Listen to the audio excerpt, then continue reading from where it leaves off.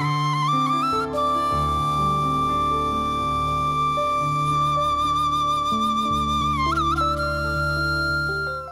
TV நேயர்களுக்கு இனிய காலை வணக்கம். இன்றைய நாள் மகிழ்ச்சியான நாளாக அமையட்டும். ஒரு ரிசர்ச் பேப்பர் ஒன்று நான் வாசிக்கிறேன் பாருங்கள். இலங்கையில் சென்ற வாரம் வெளியிடப்பட்ட ஒரு முக்கியமான ஆய்வு தகவல். தென் மாகாணத்திலே இந்த ஆய்வு மேற்கொள்ளப்பட்டது.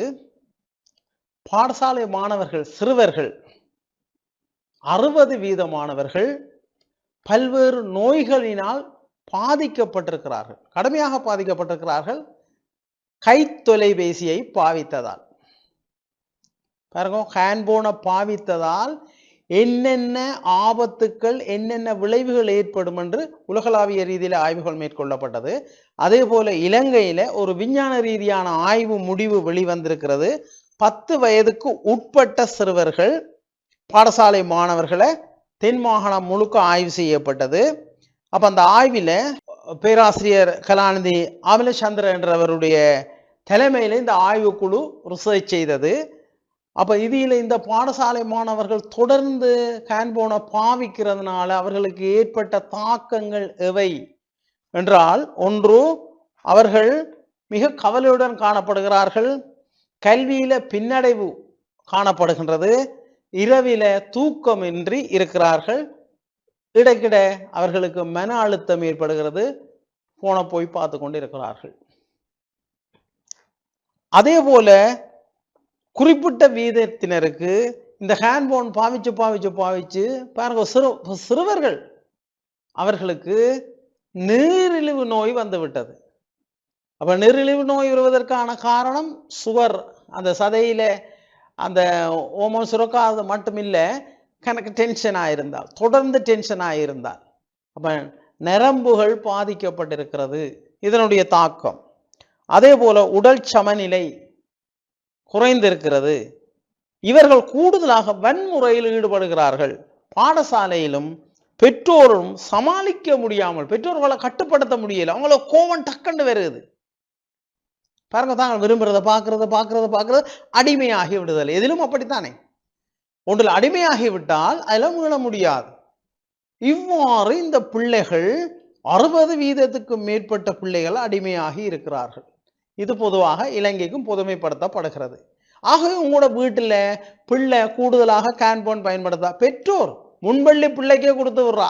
டீச்சர் அம்மா சமைக்கிறதுக்கு சுவம் 2 வயது பிள்ளையும் பார்த்து கொண்டு இருக்குது.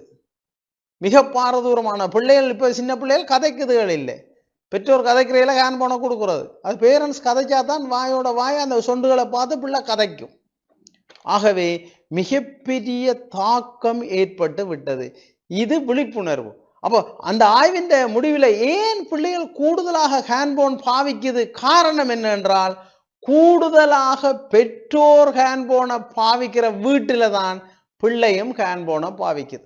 ஆய்வு முடிவை பாருங்கள். அப்ப பெற்றோர் கூடுதலாக, நீங்க பிள்ளைக்கு முன்னால பிள்ளை இல்லாத நேரத்தில் கூடுதலாக நீங்கள் பாவிச்சீர்களானால் அது பிள்ளை பார்த்து செய்யுது, பெற்றோரை பார்த்து செய்கிறது. ஆகவே இது ஒரு உலகளாவிய ரீதியில் ஒரு பெரிய பிரச்சனையாக வருகிறது. தகவல் தொடர்பு சாதனம் தேவைக்கு பயன்படுத்த வேண்டும், அது பொருத்தமாக வரையறையோட பயன்படுத்த வேண்டும், எல்லோரும் தான். ஆனால் சிறுவர்கள் பாதிக்கப்பட்டால் எங்களுடைய எதிர்காலமே பாதிக்கப்பட்டுவிடும், பிள்ளைகளுடைய வாழ்க்கை பாருங்க எல்லாம். அப்ப மிக மோசமாக இந்த பிள்ளைகள் உளவியல் ரீதியாகவும் பாதிக்கப்படுகின்றார்கள். அப்ப அவர்களுக்கு அந்த நேரத்தில் அதில் இன்ட்ரெஸ்டா இருக்கும், ஆனால் அது ஒரு போலியானது, போலித்திரை. முக்கியமான விஷயங்கள் தேவை, படிப்பு விஷயங்கள் தேவை, அது குறிப்பிட்ட நேரத்தில் கொடுக்கிற நேரத்தில் கொடுக்கலாம். ஆனால் எல்லாத்துக்கும் அதை காட்டுகின்ற பொழுது பிள்ளை திசை மாறி விடுகின்றார்கள். பிள்ளைகள் திசை மாறி விடுவதோடு உள நோய்களுக்கு, மன அழுத்தங்களுக்கு ஆளாகிறார்கள். அப்ப கூடுதலாக இவர்கள் பாடசாலையில் நண்பர்களோடு சண்டை பிடிக்கிறாங்க, ஆசிரியர் டென்ஷனாக இருக்கிறாங்க, வகுப்புல படிப்பிக்க விடுறாங்கல்ல ஆசிரியர்களை, இவங்களும் படிக்கிறாங்கல்ல, சமவேத குழு பிரச்சனை. அதே நேரத்தில் வீட்டிலையும் கண்ட்ரோல் பண்ண முடியாம இருக்கு பேரண்ட்ஸோட. ஆக இந்த நிலையில இருந்து இந்த பிள்ளைகளை காப்பாற்றுவதற்கான வழி இந்த ஹேண்ட்போன் பாவனையை வரையறுக்குள் கொண்டு வருதல். அப்ப இது பெற்றோர் தான் மிக கூடுதலாக செய்ய வேண்டும். ஆசிரியர்கள் இது தொடர்பான விழிப்புணர்வை ஏற்படுத்த வேண்டும். சமூக ரீதியாக ஊடக ரீதியான இந்த விழிப்புணர்வு எல்லோருக்கும் மிக அவசியமாக தேவைப்படுகிறது. இதை அலட்சியம் செய்தோம் என்று சொன்னால் எங்களுடைய எதிர்கால சந்ததி பாழாகிவிடும். நன்றி, வணக்கம்.